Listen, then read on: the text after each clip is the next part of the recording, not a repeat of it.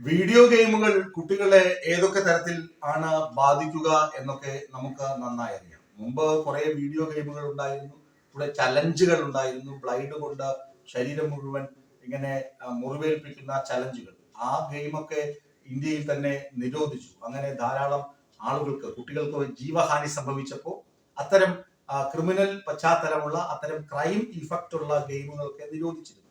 എന്നാൽ പിന്നീട് ഈ കൊറിയൻ വെബ് സീരീസുകളും കൊറിയൻ പോപ്പും കൊറിയൻ പാട്ടുകളും ഒക്കെ കടന്നു കയറിയപ്പോ കുട്ടികളും യുവാക്കളും ഒക്കെ ഇതിന് അടിമകളായി, അഡിക്റ്റുകളായി. പാട്ടുകൾ മോശം എന്നല്ല പറയുന്നതിന്റെ ഉദ്ദേശം, അഡിക്ഷൻ വന്നു.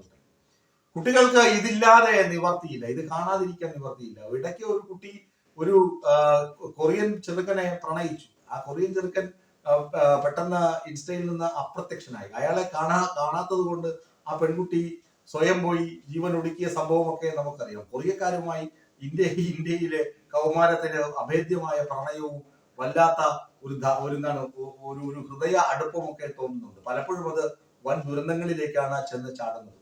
ഞാൻ പറയുന്നത്, ഈ കഴിഞ്ഞ ദിവസം ഗാസിയാബാദിൽ 16, 14, 12 വയസ്സുള്ള 3 പെൺകുട്ടികൾ ജീവനൊടുക്കി.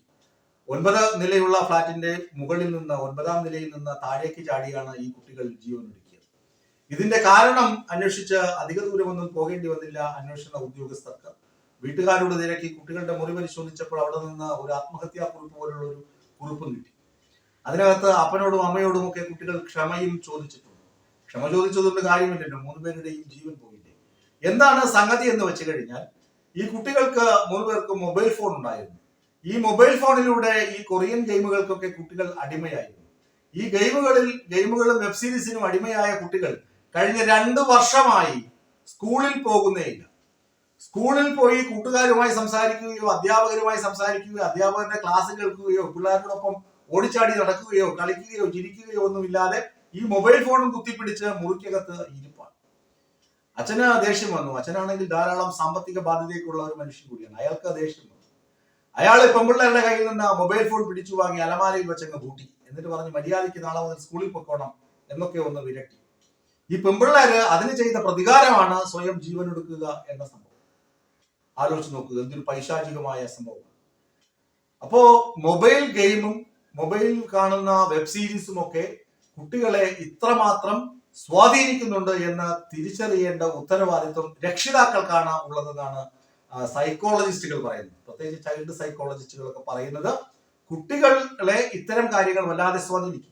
പ്രത്യേകിച്ച് മൊബൈൽ ഫോൺ കാണാൻ കൊടുക്കുന്നത് എന്ന് പറഞ്ഞാൽ ചിലപ്പോൾ കാർട്ടൂണുകൾ, ദോഷകരമല്ലാത്ത കാർട്ടൂണുകൾ, നമ്മുടെ മലയാളത്തിലുള്ള മീശ മർജാരനോ അല്ലെങ്കിൽ കേശുവോ അല്ലെങ്കിൽ ബാലു ബബുലുവോ അങ്ങനെ എന്തെങ്കിലുമുള്ള മലയാളത്തിലുള്ള കാർട്ടൂണുകൾ, സൂത്രനും ഷേരും, അതൊക്കെ ഡിങ്കൻ, അതൊക്കെ ഉണ്ട്.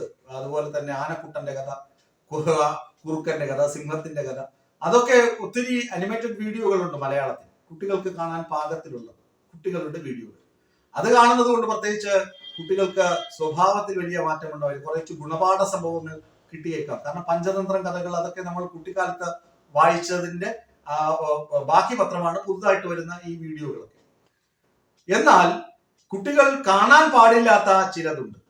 ചില വീഡിയോ ഗെയിമുകൾ, ചില കാർട്ടൂണുകൾ, ഇതൊക്കെ കുട്ടികൾ കണ്ടു കഴിഞ്ഞാൽ അവരുടെ സ്വഭാവത്തിൽ സഡൻ ആയിട്ടുള്ള ചേഞ്ച് ഉണ്ടാകും. അവർ നടക്കുന്നതിനും ഇരിക്കുന്നതിനും ഒക്കെ ചേഞ്ച് ഉണ്ടാകും. മുമ്പ് കണ്ടിട്ടില്ലേ കേരളത്തിൽ മോഹൻലാലിന്റെ പുതിയ സിനിമ ഇറങ്ങിക്കഴിഞ്ഞാൽ മോഹൻലാലിന്റെ സിനിമ കണ്ട ശേഷം മോഹൻലാൽ ഫാൻസ് മാത്രമല്ല കാണുന്ന ആളുകളൊക്കെ ഒരു വശം ചരിഞ്ഞ് നടക്കുന്ന കാഴ്ച. മോഹൻലാലിനോടുള്ള ഇഷ്ടം കൊണ്ടല്ല, കഥാപാത്രം അങ്ങ് നമ്മുടെ ശരീരത്തിലേക്ക് ആവേശിക്കുകയാണ്. അതുപോലെ കുട്ടികളുടെ മനസ്സിലേക്ക് ഈ ക്രിമിനൽ സ്വഭാവമുള്ള, പ്രതിസന്ധികളെ തരണം ചെയ്യാൻ തോക്കെടുക്കുക, ആയുധമെടുക്കുക, കത്തിയെടുക്കുക എന്നൊക്കെ പറഞ്ഞുള്ള ഈ ക്രിമിനൽ സ്വഭാവമുള്ള ക്യാരക്ടറുകൾ കുട്ടികളുടെ മനസ്സിൽ രൂഢാമൂലമാകുന്നു, വേരിറക്കുന്നു. ഈ വേരിറക്കുന്ന ഇത് കുട്ടികളുടെ സ്വഭാവമായി രൂപാന്തരപ്പെടുന്നു. ഈ കഥാപാത്രങ്ങൾ കുട്ടികളുടെ സ്വഭാവത്തെ മാറ്റിമറിക്കുമ്പോൾ നമുക്ക് ഷഹബാസ് ഉണ്ടാകും, നമുക്ക് വയനാട് കൽപ്പറ്റയിൽ നടന്ന പോലുള്ള ആക്രമണങ്ങൾ ഉണ്ടാകുന്നു, ഇരട്ടപ്പേര് വിളിച്ചാൽ വീട്ടിൽ നിന്ന് വിളിച്ചിറക്കി അടിച്ചു കൊല്ലാൻ പാകത്തിലുള്ള ക്രൗര്യം ഉണ്ടാകുന്നു, ദേഷ്യം ഉണ്ടാകുന്നു 16 തികയാത്ത കുട്ടികളുടെ മനസ്സിനുള്ളിൽ. അവിടെയാണ് നമ്മൾ ചിന്തിക്കേണ്ടത്. സൈക്കോളജിസ്റ്റുകൾ എടുത്തെടുത്ത് പറയുന്നുണ്ട്, നിങ്ങൾ ചെയ്യേണ്ട ചില കാര്യങ്ങൾ. നിങ്ങളുടെ കുട്ടി മുറി അടച്ചിരുന്ന് മൊബൈൽ ഫോൺ കാണുന്നുണ്ടോ? മൊബൈൽ ഫോൺ കണ്ടുകൊണ്ടിരിക്കുമ്പോൾ നിങ്ങളെ അകറ്റി നിർത്തുന്നുണ്ടോ? എന്നാൽ പിടിച്ചു വാങ്ങുക മൊബൈൽ. അവൻ മൊബൈലിന് അല്ലെങ്കിൽ അവൾ മൊബൈലിന് അഡിക്റ്റ് ആയിക്കൊണ്ടിരിക്കുകയാണ്. നിങ്ങളുടെ കുട്ടികൾ മൊബൈൽ ഫോൺ കണ്ടിട്ട് ദേഷ്യപ്പെടാറുണ്ടോ? അതെ, അങ്ങനെ ദേഷ്യപ്പെടുന്നുണ്ടെങ്കിൽ നിങ്ങളുടെ കുട്ടികൾക്ക് മൊബൈൽ ഫോണിലെ ക്യാരക്ടറുകൾ ബാധിച്ചിരിക്കുന്നു. അപ്പോൾ മൊബൈൽ ഫോൺ കൊടുക്കാതിരിക്കുക. മൊബൈൽ ഫോൺ കാണരുത്, കണ്ടാൽ ഇങ്ങനെയൊക്കെ കുഴപ്പങ്ങൾ ഉണ്ടാകുമെന്ന് കുട്ടികളെ പറഞ്ഞ് മനസ്സിലാക്കുക. അതിനുശേഷം പറയുന്നത് കുട്ടികളെ കൂട്ടുകാരുമായി മിങ്കിൾ ചെയ്യാൻ, കൂട്ടുകാരൊത്ത് കളിക്കട്ടെ, കൂട്ടുകാരൊത്ത് ചിരിക്കട്ടെ, അല്ലെങ്കിൽ കുട്ടികളുമൊത്ത് രക്ഷിതാക്കൾ തന്നെ തുറന്ന് സംസാരിക്കുവാനുമാണ് സൈക്കോളജിസ്റ്റുകൾ പറയുന്നത്. ഏതായാലും ഗാസിയാബാദിലുണ്ടായ ദുരന്തം എവിടെയും സംഭവിക്കാം, എപ്പോഴും സംഭവിക്കാം എന്ന സ്ഥിതി കേരളത്തിലും മൊബൈൽ ഫോണിന്റെ ഉപയോഗമൊക്കെ വളരെ വളരെ കൂടുതലാണ്. കാരണം അച്ഛനും അമ്മയ്ക്കും ജോലി ഉണ്ടെങ്കിൽ കുട്ടിയെ അച്ഛനും അമ്മയും ജോലി ചെയ്യുമ്പോൾ ഡിസ്റ്റർബ് ചെയ്യാതിരിക്കണമെങ്കിൽ കുട്ടിക്ക് മൊബൈൽ ഫോൺ കൊടുക്കുക എന്നത് സ്വാഭാവികമായ ഒരു ചടങ്ങായി മാറിയിട്ടുണ്ട്. അതുകൊണ്ട് തന്നെ കുട്ടികൾ എന്താണ് കാണുന്നത്, കുട്ടികൾ കാണുന്ന സമയം, ഇതൊക്കെ നിശ്ചയിക്കുവാനുള്ള ചുമതല രക്ഷിതാക്കൾക്ക് കൂടിയുണ്ട് എന്ന ഓർമ്മപ്പെടുത്തലാണ് ഗാസിയാബാദ് സംഭവം നമ്മളെ പഠിപ്പിക്കുന്നത്. ഇത്തരം